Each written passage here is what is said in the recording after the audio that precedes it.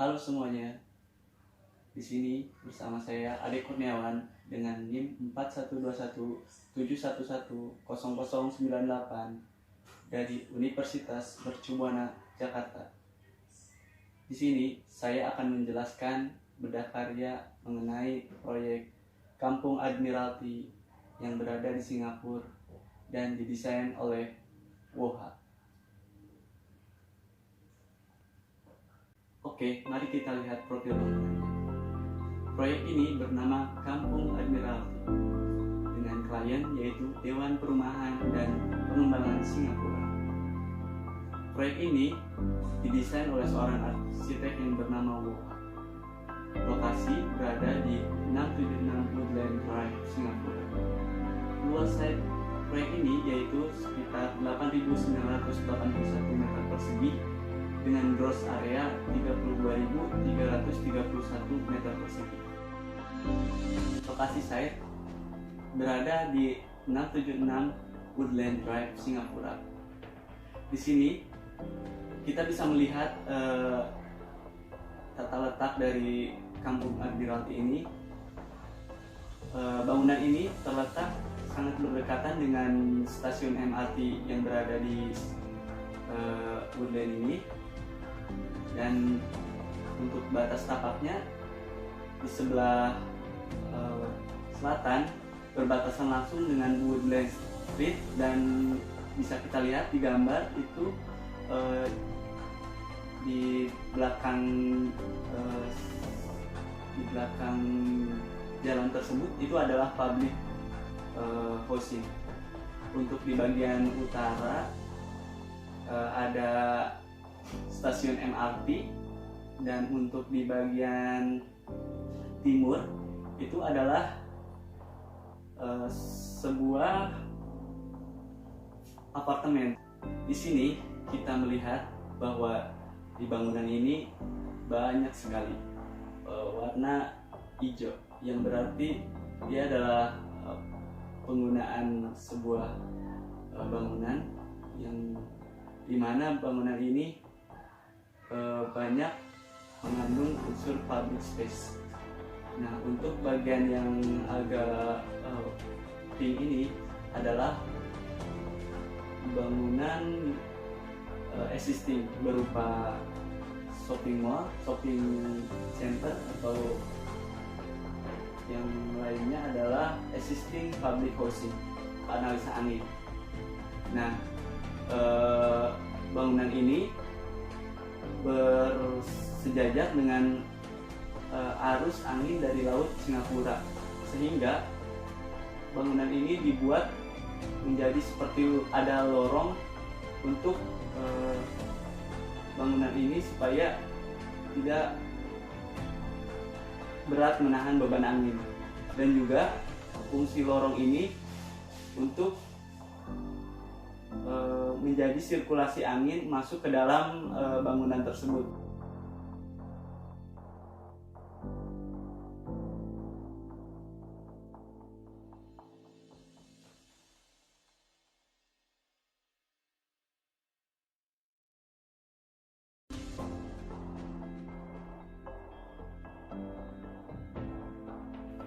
Nah, untuk konsep selanjutnya yaitu untuk konsep bangunan.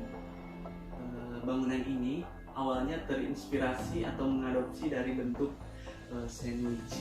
Sandwich ini bisa kita lihat terbagi menjadi beberapa potongan slice, dan dalam potongan itu tentunya memiliki fungsi yang berbeda-beda, dan ketika kita istilahnya itu memakan sandwich ini, nah itu akan terasa bahwa kita akan mendapatkan semua dengan lengkap. Nah, WOHA juga terinspirasi dari konsep ini. Jadi ketika pengguna itu menggunakan bangunan tersebut, dia akan merasakan kenyamanan yang luar biasa dan mendapatkan fasilitas yang cukup menunjang. Nah, untuk konsep masanya yaitu awalnya bangunan ini berasal dari kubus kubus biasa dan telah mengalami beberapa perubahan, yaitu di-cut untuk menghasilkan bentuk yang proporsional, dan juga dia menggabungkan dengan analisa site tersebut dari analisa angin, matahari, sehingga menghasilkan bentuk yang sangat unik. Dan bisa kita lihat di sini bentuknya itu tidak jauh dari bentuk awal biasa, cuma mengalami pengurangan. Untuk di daerah tengahnya itu adalah public space, dan di sana adalah tempat untuk banyaknya kegiatan aktif.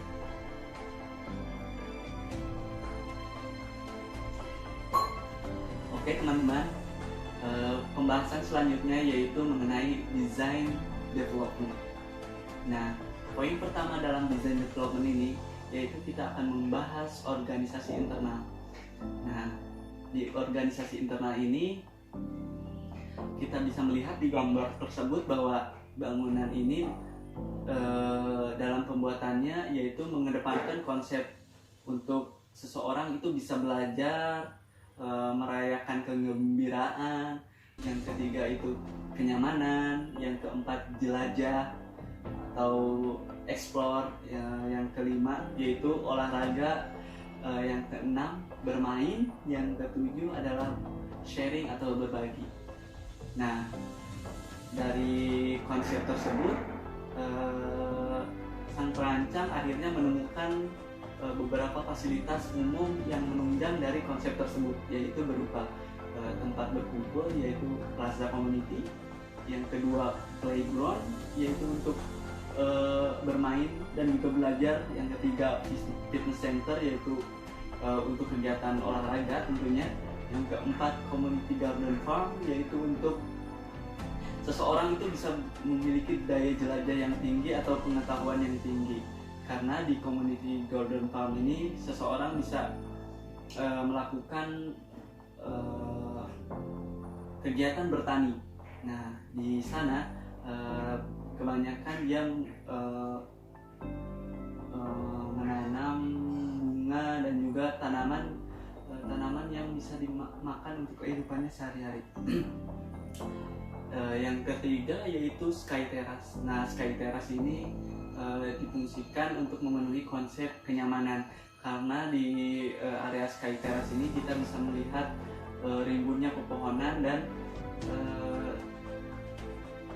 dan bisa merasakan sejuknya angin yang dihasilkan oleh filterisasi oleh pohon tersebut.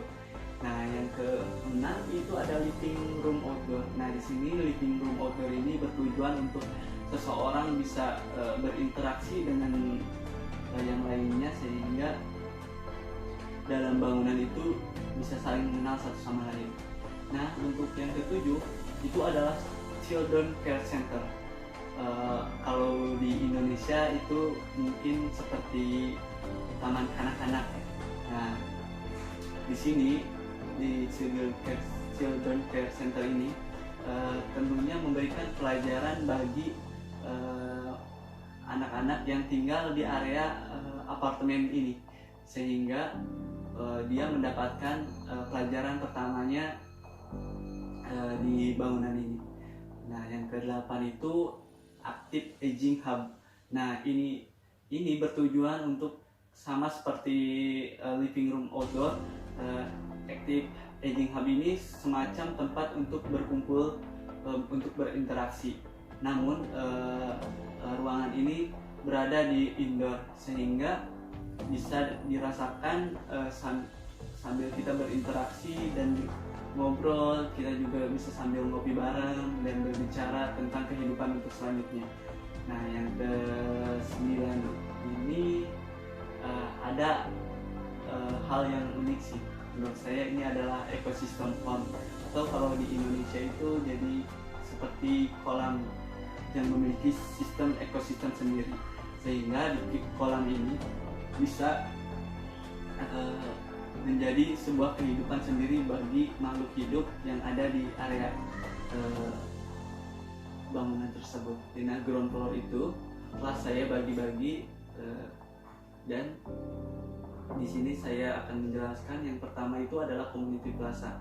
Nah, yang pertama community plaza itu fungsinya untuk area publik, untuk berupa area untuk perayaan. Yang kedua itu adalah stage. Di situ adalah ada panggung sih. Jadi ketika ada sebuah event bisa menggunakan langsung panggung dari bangunan tersebut. Yang ketiga adalah ecophone ya, atau kolam ekosistem. Yang keempat biotopi atau ya semacam pedestrian, tapi dia sangat alami karena menggunakan pohon yang sangat banyak. Yang kelima yaitu thoroughfare, atau tadi adalah main akses dari area Admiralty Place. Nah, yang keenam itu area drop off. Drop off itu untuk sirkulasi dari luar menuju ke dalam bangunan. Yang ketujuh adalah area lobby. Yang kedelapan itu adalah area retail yang bernama retail farmasi. Kenapa saya bedakan? Karena retail tersebut sangat menunjang kegiatan yang berada di atasnya, yaitu kegiatan medical center, sehingga seseorang yang setelah melakukan medical check up di medical center bisa langsung membeli obat anjuran dari dokter itu di bawah. Nah, yang ke-9 itu adalah area retail. Nah, untuk area retail di area ground floor ini sebenarnya ada terbagi menjadi dua, yaitu area shopping dan area food court. Yang 10 itu adalah loading dock. Nah, di sini adalah area loading dock untuk mengakses kegiatan medical center, food court, dan lain-lain. Nah, yang 11 ini adalah underground bicycle storage atau garasi tempat menaruh sepeda. Nah, itu second floor frame plus mezzanine. Nah, di sini fungsi utamanya yaitu sebagai medical center.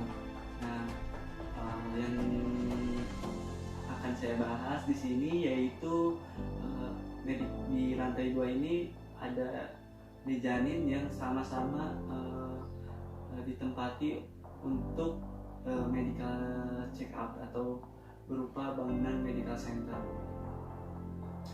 Kualitas dari bangunan di sini, bangunan ini itu dia sangat mengedepankan desain yang sangat modern, dan dia memperhatikan sekali mentality dari pengguna bangunan tersebut, sehingga dalam bangunan tersebut akan menghindari dari menghilangkan citra betapa menyeramkannya medis. Nah, sehingga dibalut dengan wadah yang berupa desain yang bagus, sehingga seseorang yang akan melakukan medical check up tersebut dia tidak merasa gelisah. Nah, di ruangan medical center third floor frame atau lantai ketiga. Nah, di lantai ketiga ini terdapat ada 2 mezzanine, dan di bangunan atasnya itu ada roof. Nah, kita bahas satu persatu. Yang pertama itu adalah fungsi function hall. Yang kedua adalah active aging hall. Nah, untuk active aging hall ini berada di ujung sebelah bawah, yaitu untuk tempat sirkulasi manusia untuk berkomunikasi dengan tetangganya. Yang ketiga itu adalah children care center, itu berupa sekolah atau pendidikan pertama buat keluarga, buat anak-anak yang berada di bangunan tersebut. Yang kelima itu adalah, yang keempat adalah playground. Yang kelima adalah fitness center. Yang keenam adalah link bridge. Link bridge ini menghubungkan antara bangunan hunian 1 dan bangunan hunian 2, sehingga ada akses tersendiri untuk kita langsung ke area hunian. Nah, yang ketujuh itu adalah sky terrace. Nah, yang kita akan bahas selanjutnya itu adalah 4 floor plan plus mezanin dan atap podium. Di sini dalam denah kita bisa melihat ada beberapa titik, yaitu yang pertama itu adalah apartemen atau tower. Nah, di sini apartemen ini difungsikan sebagai hunian. Yang kedua itu adalah sky terrace, yang ketiga adalah community farm. Nah, ini community farm ini berada di top podium ini ya, di lantai 4. Yang keempat itu adalah Cat Shoulder Center yang berada di ujung bangunan. Nah, di lantai tipikal ini terdapat 2 unit, yaitu unit tipe A yaitu dengan luasan 38 meter persegi dan tipe B yaitu sekitar 47 meter persegi. Kita bisa lihat ruangan yang ada di dalam unit tersebut. Menurut saya itu lumayan lengkap, karena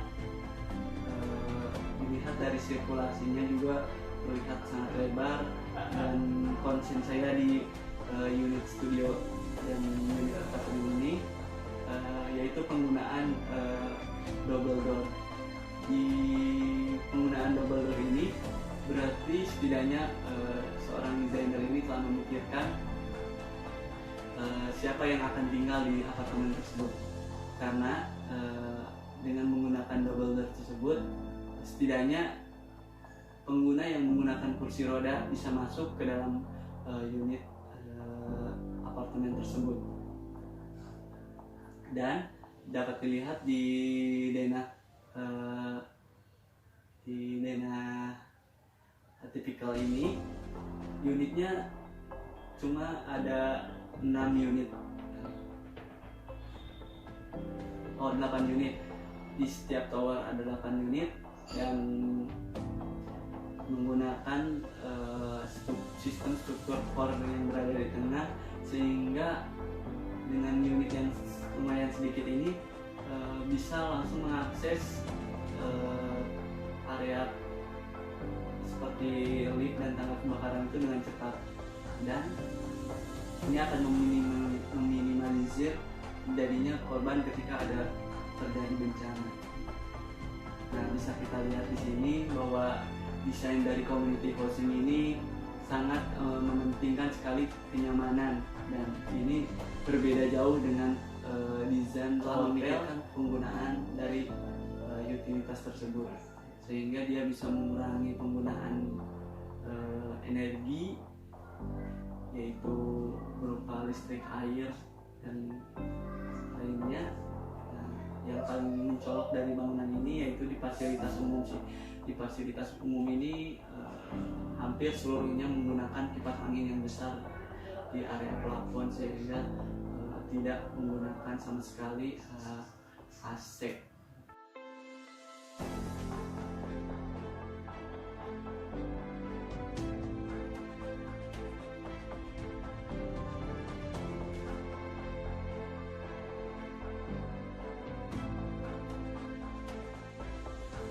Saya akhirnya bisa menyimpulkan bedah area ini, dan kesimpulannya yaitu berupa kelebihan.